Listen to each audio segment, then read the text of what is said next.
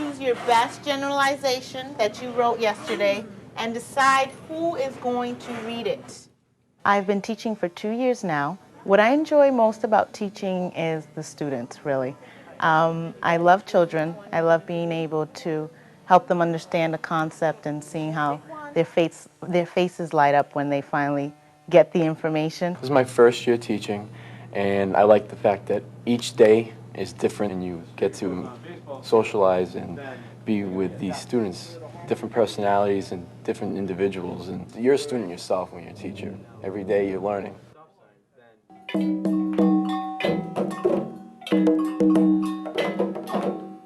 Well, I guess the typical answer would be the kids, but I think really what I like most is the challenge with the kids. And every year and every new day is a new challenge when you're working with children of any age. It keeps you engaged mentally. You're always growing, you're always learning, which this is why I love this job, because I don't feel like I'm just vegetating. You're right, Lori. Nice job. And there it is. You didn't have to worry about typing it. Search it, and then look for a good picture. Since third grade, I knew I wanted to be a teacher. Excellent. Nice job. I just love working with the kids. I love the excitement that they get learning something.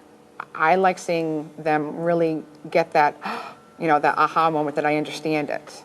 Well, last year I was a substitute teacher, and I got to observe, and I got to be in a classroom from kindergarten on through 12th.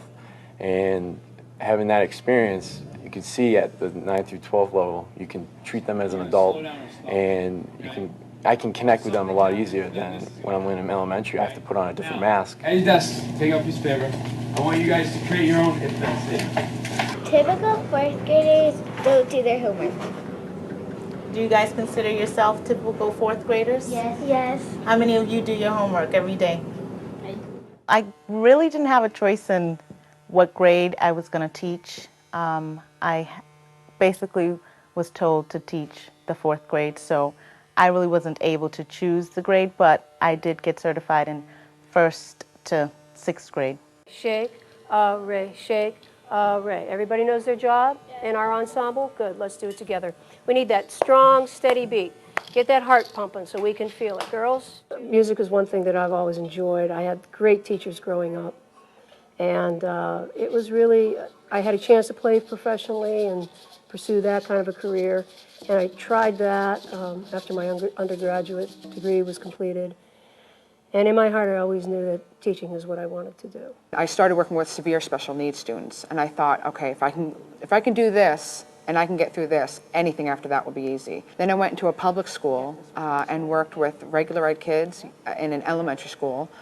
That was terrific. And then I realized I really, truly enjoyed technology and everything it could do. So then I got my master's in instructional technology.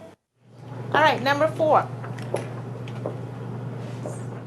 The challenges I face in the classroom is that I have different leveled students, like some are higher than others, and being able to reach every child, make sure every child understands the lesson, the concept, what it is they need to do. That's my biggest challenge, and that I face every day. Well, the challenge is my age. I'm 23 years old, and I teach kids that are 18. So, first couple of weeks, they looked at me as this, college kid. But after they realized that I know a lot more math than they do, and they know I could teach them something, it's been going great. The other challenge that's within the school, too, is I think what the kids bring to school with them. Like I said, I started teaching in 1973, and the world has certainly changed since then. And what these kids bring into my room, in their hearts and in their heads, and sometimes I don't know about it, but I can tell there's something wrong, is something that, in a way, a teacher can't deal with, but in a way we have to learn to understand. It's frustrating when you see students that need more than what you can give them. There are students coming to school that haven't had breakfast, students that haven't had a bath. There's just so many things that kids have to deal with now that makes it difficult for teachers. We're being told you need to increase more and more of what you need to give to the kids. You need to take more courses. You need to increase their math scores. You need to increase, their language arts scores. There are going to be many challenges, I think, for a first-year teacher, second-year teacher. The first challenge is finding your way. How do you belong? How do you belong to that community of that school you're teaching in?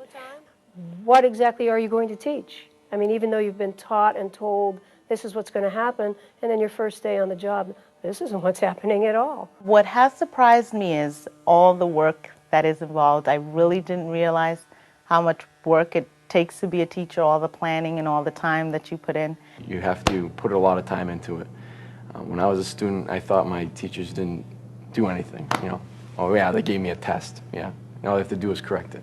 Yeah, but I spent hours and hours preparing myself so I can give the material in a certain way so they understand it. If you volunteer first in a school or if you are in an actual education program, when you get there, if you realize that you are not enjoying it, if you realize that you are too stressed, it's definitely not for you. Flexibility is a big teacher word.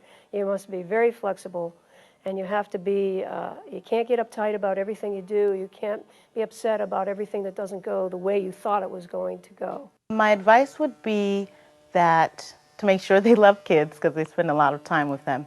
Have patience. It takes a lot of work, a lot of dedication. I know most people think your day ends at 3 o'clock, but it usually doesn't with all the planning that you do and all the grading. My advice to the students that want to be a teacher, make sure that school and kids are going to be a big, big part of your life, that you want that to happen, because they are.